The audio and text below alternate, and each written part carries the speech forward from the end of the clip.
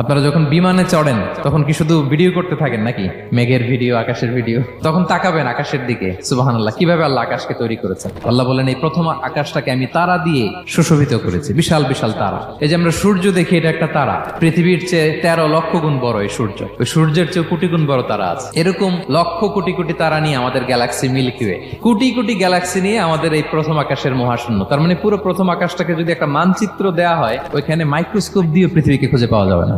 বিষ্ণু ইসলাম বলেন, দ্বিতীয় আকাশের তুলনায় প্রথম আকাশটা কত ছোট শোনো।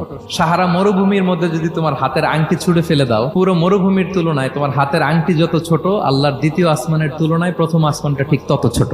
আবার তৃতীয় আসমানের তুলনায় দ্বিতীয় আসমানটা ঠিক ওই রকম। এইভাবে 7 আসমান, এরপরে আল্লাহর কুরসি, যেখানে আল্লাহ তার কুদরতি পা রাখেন। তো 7 আসমানটা যত বড়, পুরো সাহারা মরুভূমির মধ্যে আংটি ফেলে দিলে মরুভূমির তুলনায় আংটি যত ছোট, আল্লাহর কুরসির তুলনায় পুরো 7 আসমানটা ঠিক তত ছোট।